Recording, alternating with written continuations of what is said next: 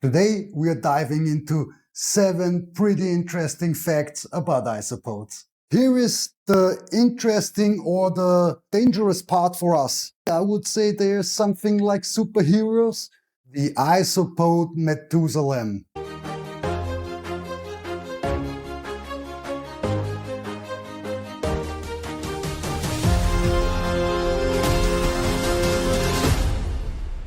Hello, creature lovers, and welcome to the universe. My name is Martin from Creepy Creatures Universe, and today we're deep diving into 7 mind-blowing facts about isopods. And even if you don't breed isopods, you're literally stepping on them everywhere. They hide under rocks, in your garden, under logs, and in reality, they are pretty cool aliens out of the ocean. And we will discuss this in this video. But before we start with it, if you love invertebrates as much as we do, you should nail that subscribe button to never miss anything out. And now let's get into the 7 facts. In reality, with isopods, you have the ocean in your backyard. Why? Pretty simple. Isopods are much closer related to shrimp, lobster, and crabs than they are to any insect or other invertebrate. They are crustaceans or crustaceans, and they breathe through gills.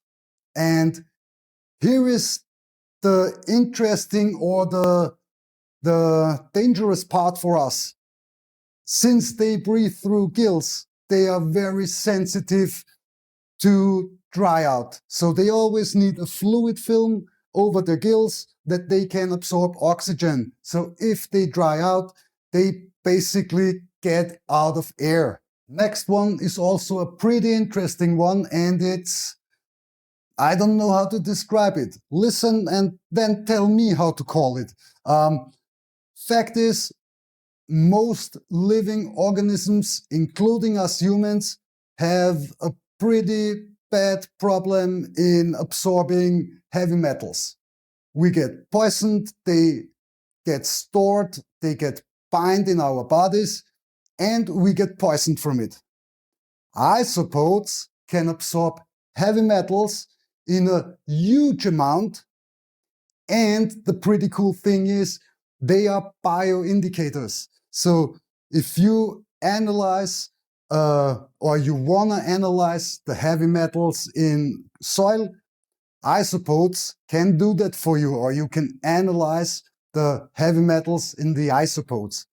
But now comes the pretty interesting part. They don't only absorb it and are used as bioindicators, they have a really cool special ability. I would say they're something like superheroes. Because in their, and I need to read this, in their hepatopancreas, I'm pretty sure you say that otherwise in English, I'm pretty sure I misspelled it. They can bind these heavy metals and they can poop that out. So they can clean themselves from heavy metals. Humans die if they have too much heavy metals in their organism. Isopods don't. So, which means besides the problem of drying out, are we overdoing the isopod care the whole time? Good question. The isopod Methuselah. What does that mean? The most isopods we keep, like dairy cows or Bruinoses, powder orange, panda kings, live about 2 to 3 years, and that's under good conditions in captivity. And then there is Armadillo officinalis. As it isn't enough that they can hiss or make a hissing sound, in reality it's stridulation, and it's not enough that they can have clutches up to 300 babies. They are also the Methuselahs of isopods. There are studies that showed that Armadillo officinalis can grow up to 10 years in captivity under good conditions. And just think about it for a moment. This means they outlive a lot of rodents we are keeping as pets. They outlive rats, hamsters, mice. So it's this tiny crustacean that gets 10 years old. How cool is that? The next pretty cool and unique thing is how they reproduce. We have a few standardized variations of reproducing. We have egg-laying animals, we have animals that give live birth, and we have some specialities with a pouch like kangaroos or koalas or something like that. Isopods are in reality a combination of them. Why? Because they have something like a pouch. It's not a pouch. It's something like a membrane. It's called the marsupium, and they have their eggs stored in their marsupium until they hatched and emerged, and they leave the marsupium as tiny but fully developed isopods. And as that isn't enough already, they also can store sperm, which means one mating can result in several clutches. They are breeding machines, molting magic.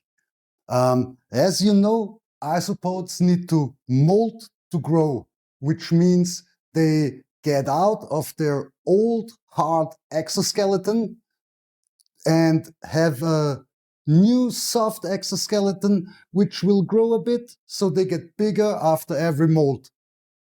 Isopods also have a unique way to molt. We know it from most other invertebrates. They molt as a whole in one piece. Isopods do this in two pieces. First the back, then the front. Is that correct? Yes, it is correct. This is called biphasic molting. And the really cool thing is they don't only molt to grow. If they lose a limb or an antenna or something to a predator or through something else, they can regrow that limb over the next molts. This is nothing unique. Spiders also can do that, and I think also mantises. So in the invertebrate world, this is a thing that happens, but isopods are crustaceans, and it also happens with crustaceans. And this is a very cool thing. Just think about it. You lose a finger and it regrows. How cool would that be? Do you know that your isopods are living fossils?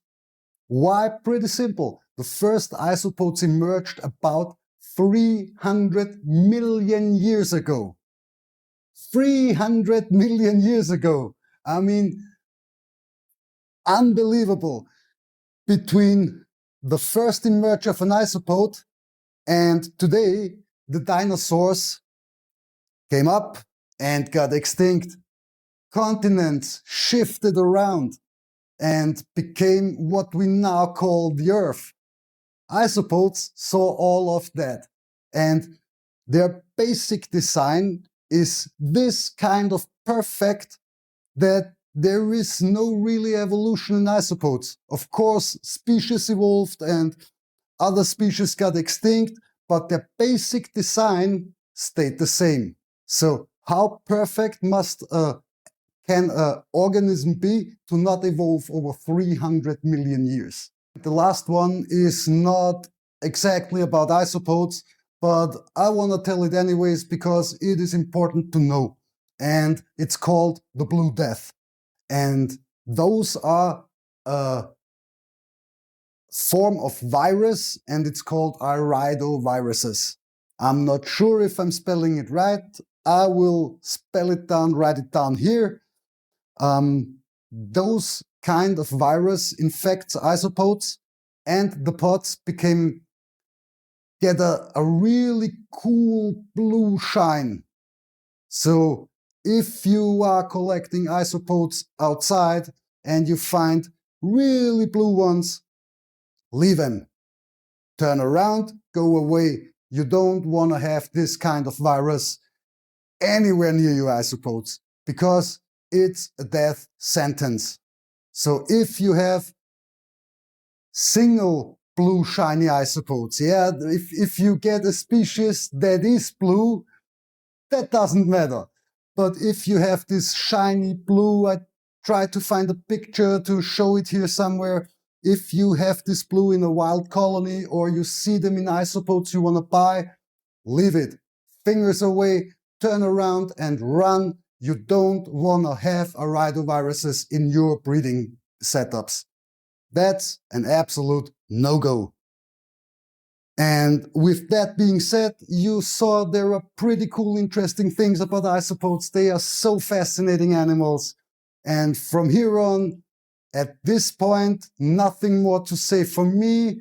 Besides, you want to have a second part? Let me know in the comments. And with that being said, wish you all the best. Have great 3 days. Hit that subscribe button if you don't have it already, especially this video is at the end, you watch the whole video, you want to see more from us. So, wish you all the best, see you in 3 days, and bye-bye.